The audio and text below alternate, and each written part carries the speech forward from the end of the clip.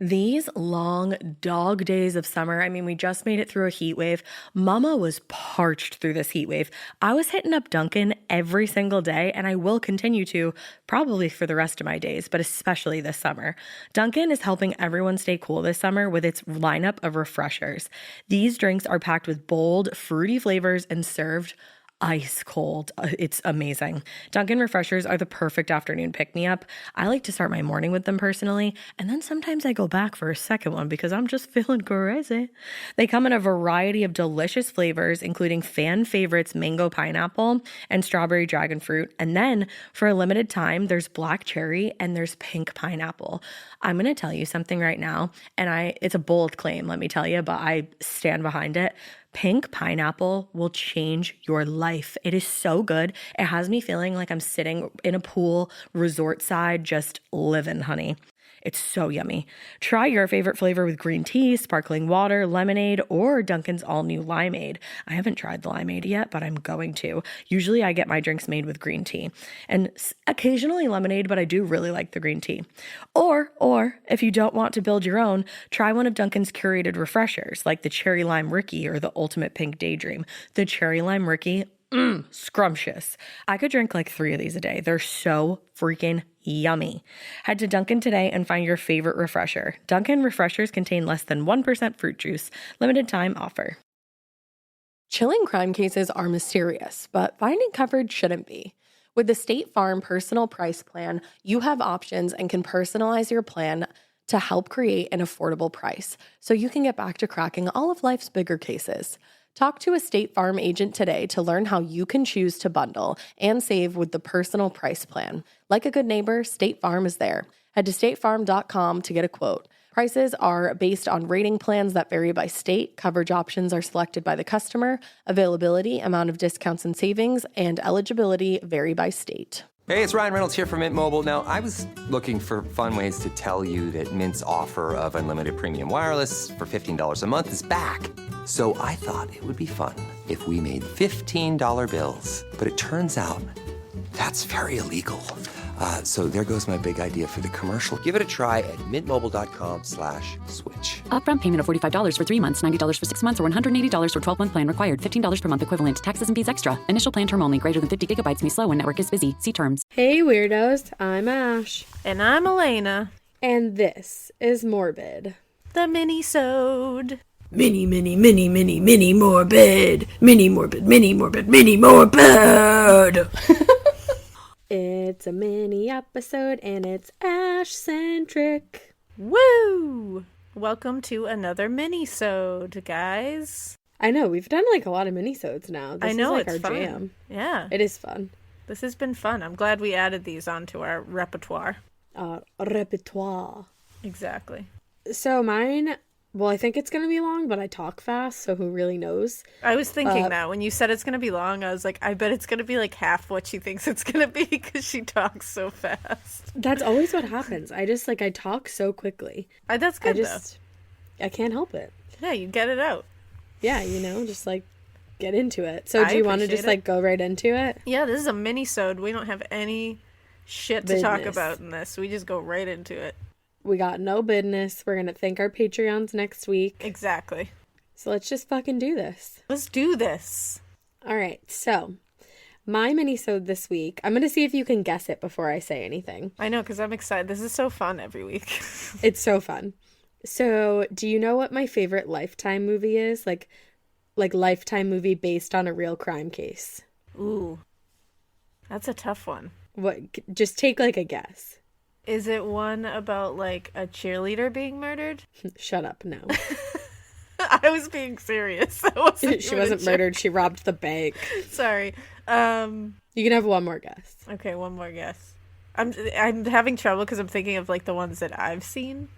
Is it one about, like, a call girl? No. Okay. No? Okay, cool. So, Betty Broderick. Oh! Was born Elizabeth Ann Basiglia, I think. I don't really know how you say her original last name, but it's not important. Sounds good. She was born... It's not important. It's fine. She was born on November 7th, 1947. She grew up in Eastchester, which is a suburb of New York City, and she was the third of 6 children. A lot of children. Yeah, but it was like pretty regular, like blah, blah, Yeah. blah, boring, boring, boring. So she says that she was, quote, raised to be a housewife from the day she was born, Oh, that's no good. which, like, no thanks. I mean, if you decide to be a housewife, that's great. Oh, do But your if you're thing. raised to be one, I feel like that's no good. Never good. She also put it that she was raised to go to Catholic school, be careful dating until you find a Catholic man, support him while he works, and be blessed in your later years with beautiful grandchildren. Woof. Or as I like to say, fuck that. Yikes. I was not raised that way. Nope. Definitely not. So, hashtag no thank you. Nope. So, Betty was just living her life, doing the damn thing. She went to college, and she met Daniel Broderick III in 1965 when she was at a party at Notre Dame. She didn't go to Notre Dame, but her and her friend, like, took a road trip and went to Notre Dame. Good for her. And went to a party. Yeah. You know, living the college life, going to college football games, and then parties following them. Yeah. Living that So- Catholic life. Hell yeah. Go Jesus. Go She Jesus. was a freshman and he was a senior, and he introduced himself to her by writing his name on a napkin. So on the napkin he wrote Daniel T. Broderick, MDA. And he told her that MDA stood for medical doctor almost, Wow. which is like, really? If somebody did that, I would be like, I have to go real quick. See Yeah. you later. My That Uber's would actually be been it. waiting and I really can't afford a 1-star review, so I'm gonna go now. So we have to go. I know that it's 1965 and you don't know what Uber is, but I'm from the future. And then you zap their mind clear of the experience. I created Uber for this this very moment right here. Yeah. Because Sorry, you know Dan, what? bye.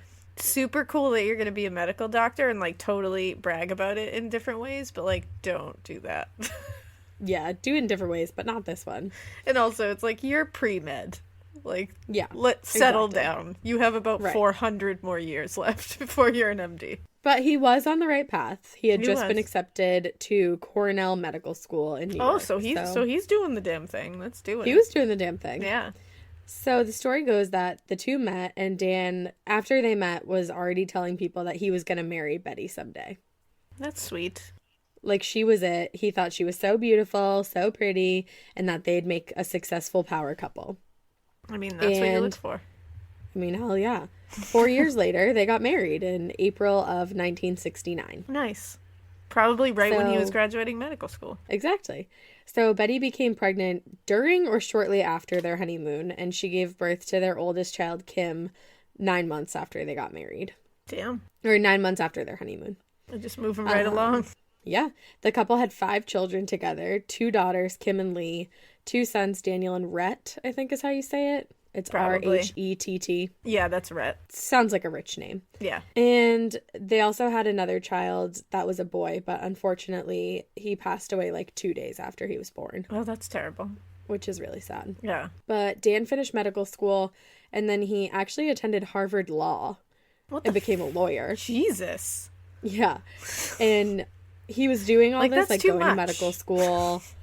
It's a lot. It's a lot, Dan. That's a lot, Dan. So he was Take it down. he a was notch. going to medical school, and then he attended Harvard, and Betty was like taking care of all the kids in the house, supporting the family, like working Woof. multiple jobs. She was doing a lot. She's a little tired. A little tired. Yeah.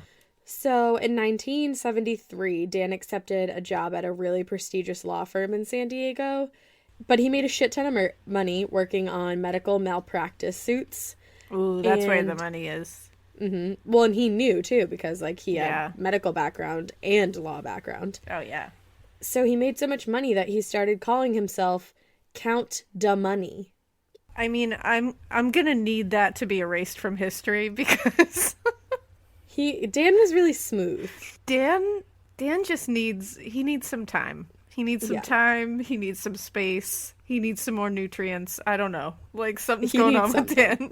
That's no good. Well, maybe Count he needed da a nose job, which he bought himself with all the money that he was making. Hey, I mean, I have a deviated septum. I'd love to get that fixed. I get that. So he started making all this money, started calling himself Count da Money, Count da got a Money. nose job, bought like hand-tailored suits, and they were just like living their best fucking life. I wonder if So- he just like stood there with his money. Sometimes it was like $100, $200, Because he was count the money. I'm screaming. But now he was making enough to support them all, so Betty was able to quit her jobs. Good. And she was basically like a stay-at-home mom. She was just supposed to take care of the kids and like focus on that and being a wife. And just get that money. Yeah, so her husband can count the money. So they became like very well-known socialites in San Diego. Betty was known in the community as a super mom. Parents loved her. The neighborhood kids loved her. People thought her and Dan were so fabulous and like they had it all.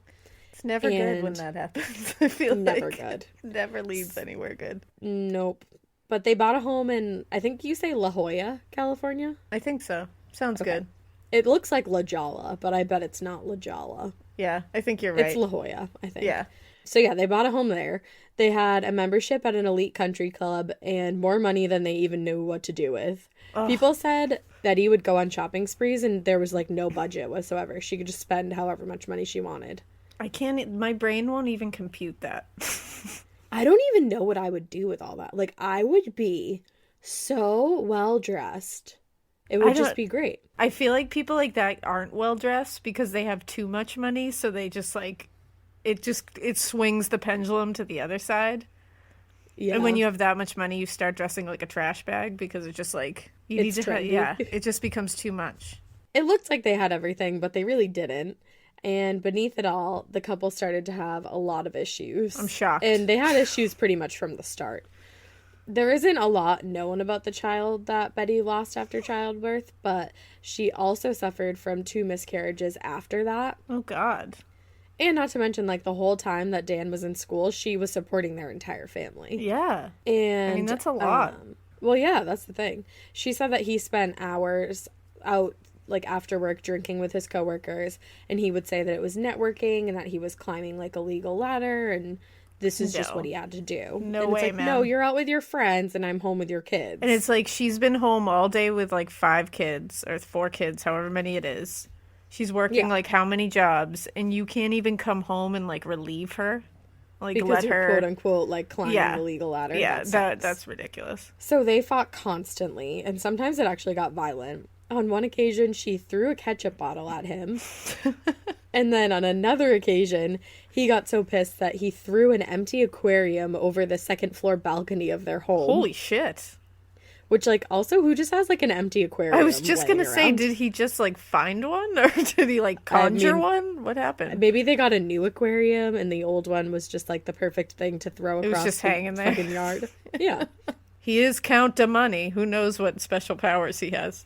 Count a money, count a aquariums, count it all. But their oldest daughter, Kim, said that, quote, Mom was always kind of weird. Mom would always get mad at Dad all the time. Once, Mom picked up the stereo and literally threw it at him. Whoa. And she locked him out constantly. Jesus. So they were, like, volatile. I'd say so. Yeah. Betty threw threats of divorce at Dan, like, all the time. But she didn't actually want a divorce. She just used it as an empty threat. Because, like, without him, she wouldn't have this picture-perfect life of, like, the stay-at-home housewife. And, like, that was her identity. Yeah, like, and that was what she was raised to be. Yeah, that's what she was raised to be. That's all she knew. And also, they were both Catholics, and they took their vows, like, really seriously. Oh, yeah, that whole thing. Yeah. And they were both, like, raised Catholic, so Oh, it's a woof. big deal. Because that brings, like, guilt into it. That's not just, like, we love each other and we want to stay together. It's like, oh, no, God will smite us if we don't. Literally. Like, that's, like, real serious. Mm-hmm. Because, like, I take my vows real seriously, but I don't bring smiting into it or anything. Yeah, I'm all set with that shit. So, things were about to get worse. Oh. On November 22nd, 1983, Betty went to Dan's office with a bottle of champagne and a dozen roses. And I know that sounds really great. It does.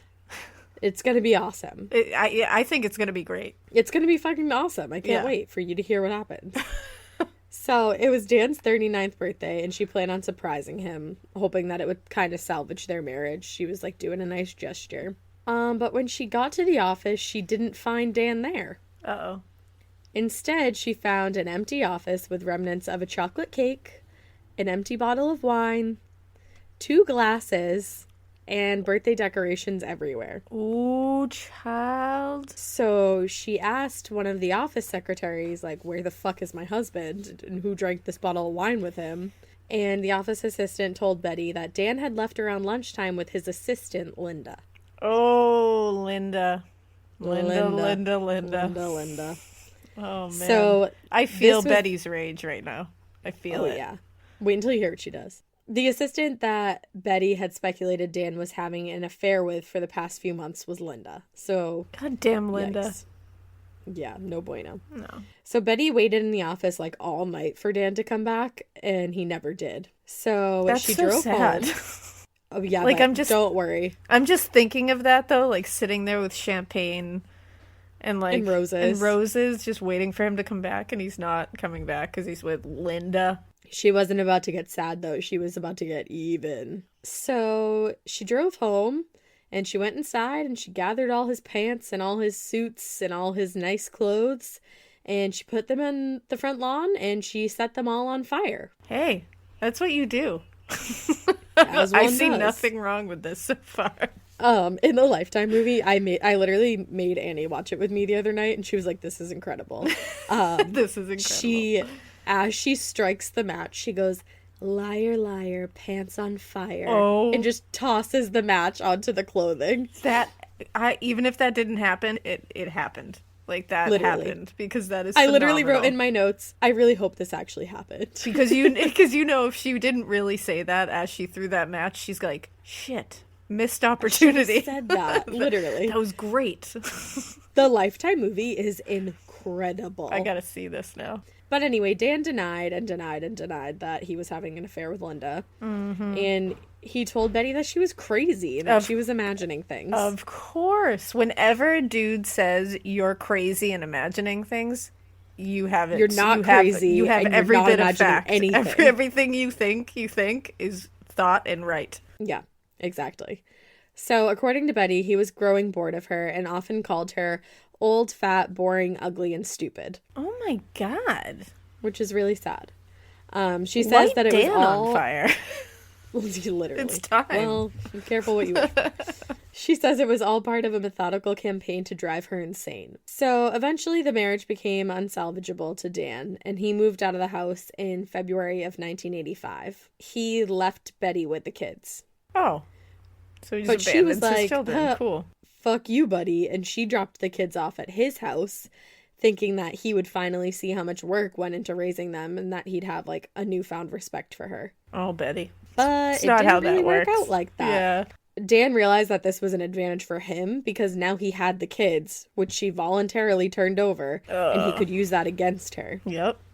That was a dumb also, move, Betty. Apparently Dan is like, he sounds like a dick in the beginning of this, but Betty's like batshit fucking crazy. Well, yeah, and if you're just gonna like leave your kids with this dude, like you're using your kids as leverage and pawns and stuff, like that's messed up. Well, listen to how she dropped them off. She dropped off the oldest one, Kim, on Easter after Kim had asked her to drive like her friend home. Like her friend must have been over. Mm-hmm. And she was like, "Hey, can you drive my friend home?" And Betty literally like just lost her shit and was like, "No," like blah, blah, blah, like freaking out, and literally went, "Pack your bags." Oh. So Kim packed her bags and Betty drove her to her dad's house. Oh my and he God. wasn't there. And she just left her on the doorstep, and she literally had to wait like hours and That hours is for her the dad to get worst thing home. I've ever heard. I hate Betty now. This is Just such a wait. roller coaster. So that happened on Easter. Then a few days How later. old was Kim? Do you know? Like how old the kids are? She was like around like 16, I would say. She my was the God. oldest. 16 or 17. Danny arrived the same way a few days later, and he was young. He was probably like maybe like 10 when this happened. Oh my God. And then Rhett and Lee came a few months later. Kim says they were hysterical, holding on to her, crying and screaming. That's literally the worst thing I've ever heard. It's really awful. This kind of stuff makes me so mad. It's like, Yeah, because like don't use your kids as a pawn. when people like ruining their children's psyches for just Right. selfish it's like, I can't understand you. It's messed up. Ugh. So, like I said, Betty thought that if she stopped being, like, the, quote, perfect housewife, that Dan would see that she meant business and, like, somehow gain more respect for her. So delusional. Yeah, she was very delusional. Yeah. And obviously that didn't go to plan. And she kind of just went on a downward spiral very, very quickly. You don't say. In June, she went to the family home and trashed Dan's bedroom. She shattered mirrors and spray painted black paint everywhere. Wow. So then on September 23rd, Dan filed for divorce. It's about time. After that, he said Betty returned to the home 2 more times. One time she took a Boston cream pie, which I don't know if this is true or not, this part that I'm about to say. In the movie, Linda baked the pie. But I don't know if she actually did or not. But this part is true, that she went and took the pie into the master bedroom, like Dan's room, and smeared it all over his clothes and all over his, like, furniture. Like, just, like, smeared the pie everywhere. Well, that makes me mad because Boston cream pie is great. And, like, that's just psychotic. How dare you waste one? So she just, like, ruined all his shit. What? It's like, dude, you lit his clothes on fire. Move on. Like, you did Right. what you had to do. You got it out. Well, Move you're on. just... This is, like, giving him ammo. Like, Of course. You're never Just- getting your kids back again. just You're a chill. psycho. So that happened. And then the second time that she broke in, she threw bottles of wine through 2 windows and smashed a sliding glass door. Oh my god. So at this How did point, I suddenly get to be on Dan's side in this? I'm all confused. it's very wishy-washy. Yeah, my emotions are just everywhere. They will. So at this point, Dan gets a temporary restraining order, which orders Betty to stay 100 yards from the house, his car, and his office. But that didn't mean shit to Betty, and she Of course violated not. the order by swinging an umbrella through a large picture window and broke into their house and smashed their brand new toaster. Why? Because she was mad. Like, was she like, now you get no toast? What? I think it was more like, your toast, buddy. You don't need a toaster. Your toast. I like it. And you have, like, the whole thing is that she thought that he was having an affair with Linda for all this time, and that, like, he was trading her in for, like, a younger model. Because if you look at pictures, actually, Linda does kind of resemble Betty when she was younger, Oh. which is, like, no bueno. And No, he not was at all. 40, and he had just bought, like, a red Corvette, and she was like, yeah, So you're he was- having, like, yeah. a midlife crisis. Like, So and she's being a like dick. your midlife crisis wife. Yeah, but he was like, yeah, you're having, like, a midlife episode, and I think you need to be Yeah. committed. Like, you literally need to be somewhere. Yeah. So But after she's doing all that- this stuff with her kids around. It's like, you're really messing your kids up for life here. Oh, yeah, her kids. Actually, I didn't get a chance to watch this yet, but they are on Oprah. There's, like, an interview with them and Oprah, and I'm going to watch really? it directly after this. Oh, damn. And I suggest you all do the same after you watch the Lifetime movie. Of course. So, in February 1986, Dan sold the family home against Betty's wishes. He did this by using, like, some law procedure, which obviously, like, he knew about, but it was, like, a very, like, not well-known procedure that permitted a judge to sign over Betty's half. Wow. So Dan claimed that he did this after Betty refused to sign papers 2 times, even after he followed her advice in choosing the real estate agent, and after he literally bought her a home in, what did I say it's called? La Jolla? Oh, yeah. La Jolla, for $650,000. Whoa. He bought her a $650,000 home. It's like, okay, Betty, time to move on. So, Take that house and just move on. yeah, but she was pissed when she found out that Dan had sold the home without her consent. I mean, which, like, I'd be mad too. I get that. But then I would just But, like, drive you're to my not- $650,000 home and get over it. And it's like, you're not really displaying behavior Yeah, that, exactly. you know, makes it easy for us to work with you here. Right. Well, just wait, because she drives to the home to confront Dan, and Dan's like, yeah, I don't want to talk to you. Please get off my property. So she does what any rational girl would do. She drives her Chevy through the front door of his mansion. Yeah, I mean, what other option was there? Literally no other options. What other option did she have? Yeah, there's nowhere else to go. You just go straight. Her fucking car through his house. What? And I'm pretty sure her kids were home. Well, They I was were just gonna in say, the Lifetime movie. And how did she know that the kids weren't in front of the door? I mean, she I could was have literally thinking just killed all her kids at once. When I was watching the movie, all the kids are home and Dan is, like, yelling at them. Also, Dan is played by the father of Seventh Heaven, which is like no bueno because he's a child Oh, molester in yeah, real I was life. just going to say that's really no bueno. He's like yelling at all of them to go upstairs. But that's what I thought. I was like, how did you not know like if your kids were there? Yeah, you don't know if your kid was just walking out the front door or was close to it. You could But she was literally just run over your like kids. past the point of Yeah, rationality. Like, she's it just wasn't a blind thing. insanity. So after she drove her car through his front door, he like flipped out and like went to pull her out of the car. And I don't know why, but he wanted to. And as he was doing this, she reached under the passenger seat and pulled out a large butcher's knife. Jesus. Somehow he restrained her. The police were called and she was apparently taken away in a straitjacket. So she was like so out of control that they had to restrain her with a straitjacket.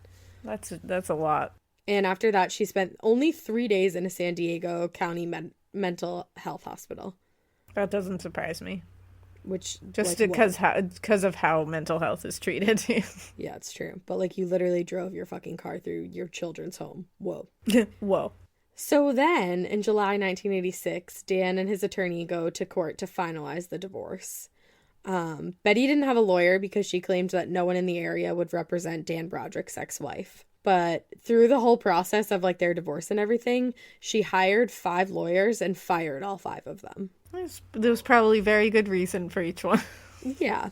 Very sane, very solid reasons. So the divorce got finalized and Dan got sole custody of the children and Betty received no formal visitation rights. Good. Yeah. So if she wasn't pissed before, she was super pissed now. Yeah. She called Dan's house repeatedly, leaving like really crude messages on his answering machine, using like really gross nicknames for Dan and his new girlfriend, who was Linda. Yeah, she called her the C word on like multiple occasions, called her like the office whore, really awful things. So Dan was paying, at this point, he was paying Betty $16,000 a month in alimony. Wow. Yeah. So he started to fine her for all the shitty things that she was doing. He wrote her a letter and said that for every obscene word, he was charging her $100, $250 for every time she stepped foot on his property, $500 for every entry into his home, and $1,000 for every time she took one of the kids without his permission. Oh my God. I can't believe he even had to do that. Yeah. So one month, Betty claimed that Dan fined her so many times that her total like alimony was negative $1,300. Like she fucked up that many times. I believe it. But Betty says that Dan and Linda were equally as awful. She said she once received a photo of Dan and Linda with the caption, "Eat your heart out, bitch." So like she thought that like Linda sent that. And she also said that she was like getting all these flyers for like skin serums and like weight loss medicines. And she thought that like it was Linda's doing. Oh my God. Like Can she you was imagine? like, "You're old and fat." Can you like, imagine? It really does sound like a fucking like Beverly Hills housewife competition. It does. Like this is bonkers. Linda's friends deny that Linda was like evil or mean in the ways that Betty was. But Kim, Betty's oldest daughter, the one from Easter, confirms that Linda did refuse to return Betty's wedding china after Betty requested it. Ooh, and that's low. Yeah. So she definitely That's stooped low. to her level at some points, So Linda's a bit of a bitch herself. I guess. But Yeah. her I mean, and that's Dan not were cool. happy together. And friends of the couple say that Linda brought out a softer side of Dan. They got engaged in June of 1988. But at this point, Betty was still calling herself Mrs. Broderick and refused to give up her married name. Oh, damn. And she was still leaving like really obscene messages on the answering machine. So this is a phone conversation that she had with her son, Danny, who was 11 years old at the time. So she was like in the middle of picking up, or she was in the middle of leaving a message on the phone, and he picked up and said, "You guys are separated, Mom, and he likes somebody else now. He doesn't like you anymore. And I mean, if you got to stop saying the bad words." Oh. And then Betty says, "Why doesn't he like me anymore?" To her 11-year-old Stop son. talking to your 11-year-old like about And this. Danny's like crying throughout this whole conversation. Oh my God. And he says, "Because he's sick of you because you guys get in all these fights." And Betty goes, "Why do we get in all these fights?" Oh my God, she's literally making this kid like Crazy. spit it out. And then Danny goes, That's awful. "I don't know." And Betty goes, "Because he was fucking his secretary." Like, this is recorded. Are Like, you literally, you kidding can me? hear the conversation between the two of them. And Danny goes, even before that, you got into fights, Mom. And then Betty goes, I don't think so, Danny. See, you didn't know he was fucking his secretary for the last years that we were married. And then Danny says, we want to live with you, but you're just making it harder for all of us that want to live over there. If you stop saying bad words, everyone will be happier. At least I know I will. Oh my God, that just hurt my Did soul that not in so many ruin ways. your life? That ruined my It's so life. sad, but don't worry, because I cannot imagine later on speaking they to use my it to child that way. prosecute her ass at trial. Good. Because I'm horrified right now. So after that, Betty claimed that Dan and Linda were ruining her children. Oh yeah, it's them who are Yeah, ruining like, your children Girl, for you sure. definitely have a hand in stirring the pot too. Yeah. Their younger daughter Lee dropped out of high school, and Dan disowned her and formally wrote her out of his will. So Whoa. that's all that's known He about means that. business. He also asked Kim to move out when she turned 18, but later he like chilled out and paid her college tuition. That's pretty chill. Yeah, it seemed like they had like all the kids had a rocky relationship with both parents. Yeah. I mean, it makes sense. They grew up with like all this crazy violence in their house. Exactly. That's why I'm so interested to watch them sit down with Oprah. Yeah. But Betty was mostly focused at this point on getting custody of Rhett and Danny because they were 11 and 14 respectively, like at this point. Okay. And they seemed to gravitate toward their mom. A friend of the family says that in between visits with their mom, they always stayed in contact through the phone. So after Linda and Dan got engaged, in April they got married, in April of 1989, in the front yard of Dan's mansion. He hired private undercover security guards, but he refused to wear a bulletproof vest like Linda had requested.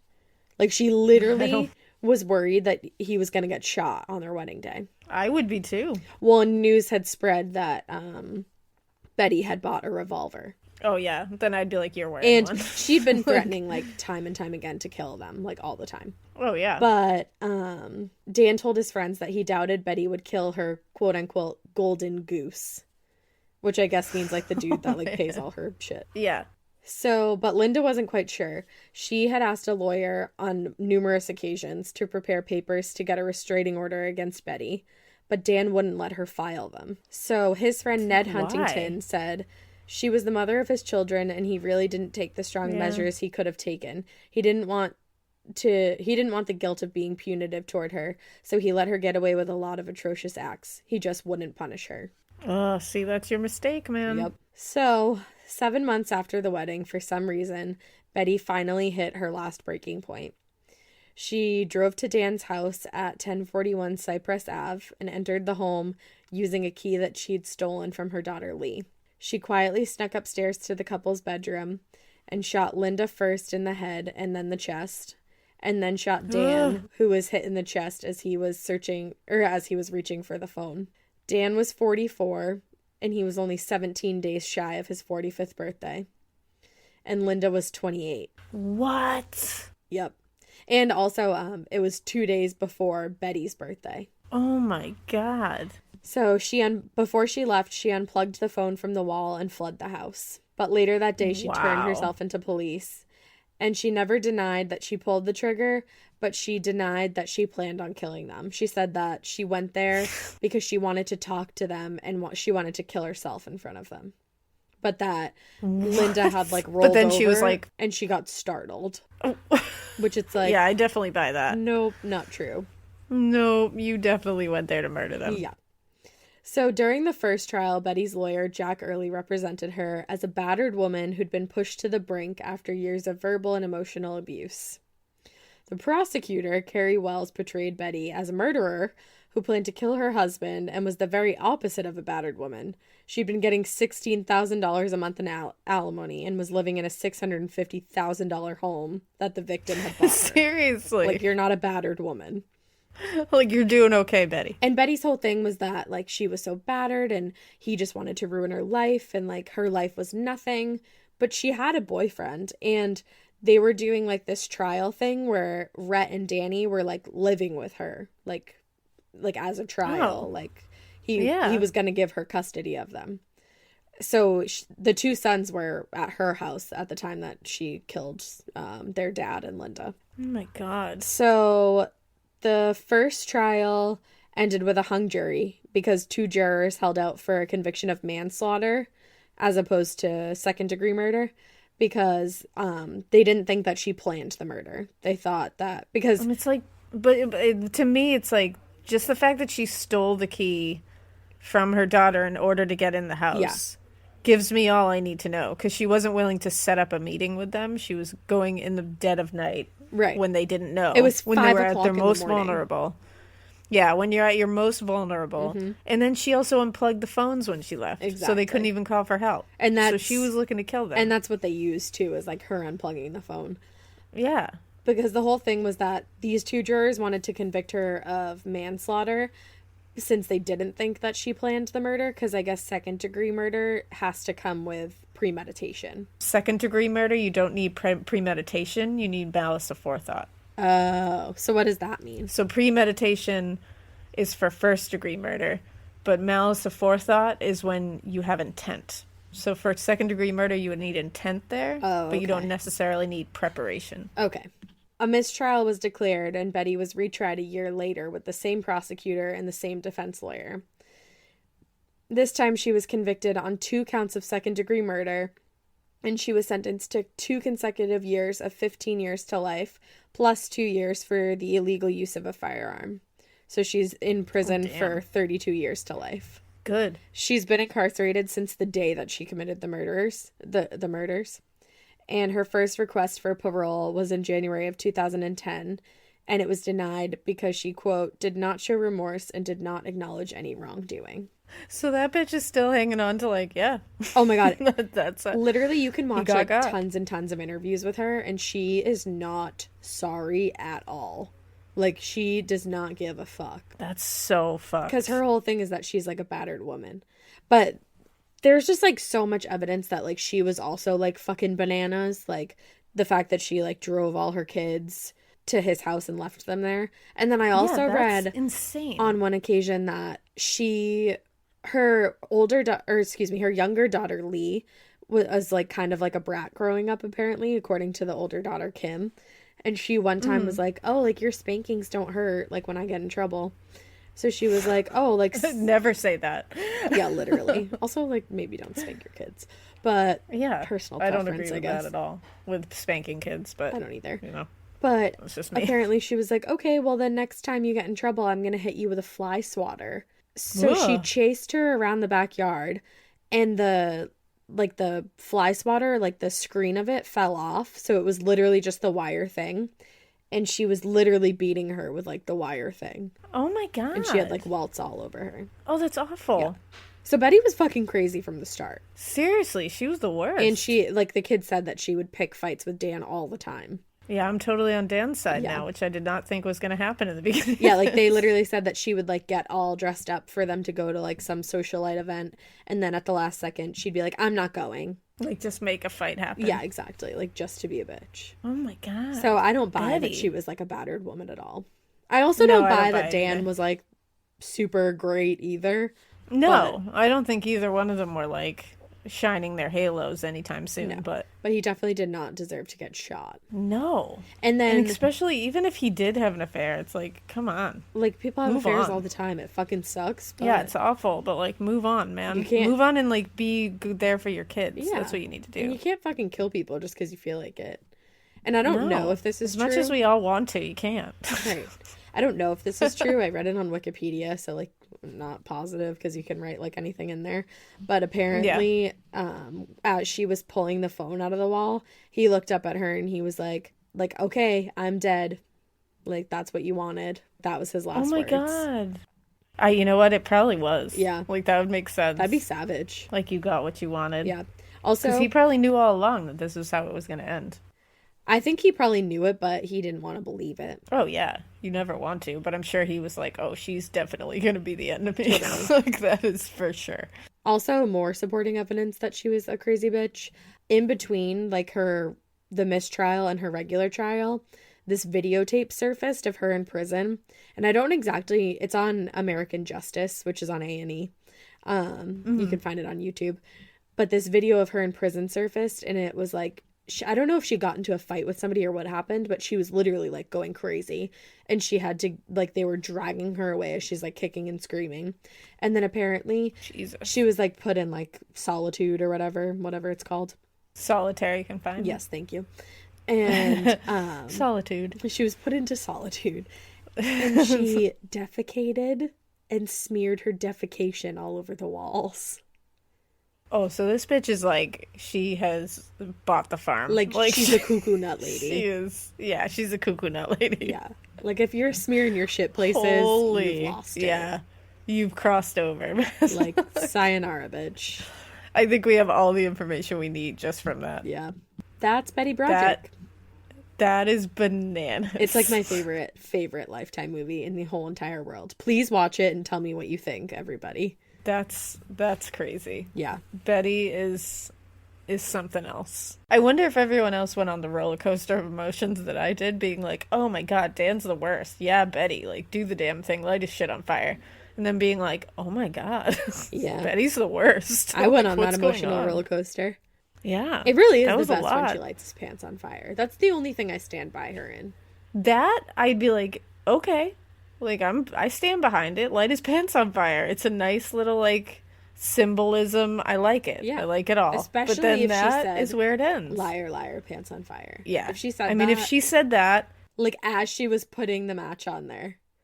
Yeah, if she just flicked the match onto the thing while she said that, I'd be like, mwah. I wish, like, chef's kiss. Yeah. That would be wonderful. I wish there was a gif of her doing it, because she literally lights it and goes, liar, liar, pants on fire, flicks it onto the thing, and like spins around and walks to the front door. And he's just standing there like the child molester from Seventh Heaven on the front lawn, like, bloop. Like, just being like, doesn't know what to do. Well, that was a good one. Thank you. Good job, Ash-centric episode. Thank you. And in the meantime, you can go follow us at Instagram, or on Instagram at, it's been a long day, Morbid Podcast. You can send us a tweet, a Morbid Podcast. You can send us a mail on the Gmail at morbidpodcast@gmail.com. You can join the Facebook page, Morbid: a true crime podcast, and find our little group on there, which I don't know how to find it, but find it. And you can go check out our website that my lovely co-host so greatly designed at morbidpodcast.com. I wish you could all see the weird like jig that she did to that. I did some shoulder shimmy in there. And we hope you keep listening, and we hope you keep it weird. But not so weird that you light your husband's pants on fire and say liar, liar, pants on fire, but then like drive your SUV into his home, and then like you like kill him and his new wife, and then like it just gets really bad, and then you fucking put your shit on the walls. Your literal shit. I was so hoping that was how it was gonna end. I was like sending you vibes through the screen being like, end it on that. The shit. Mention the shit. Go there. Mention the defecation. So yeah, bye. Bye now.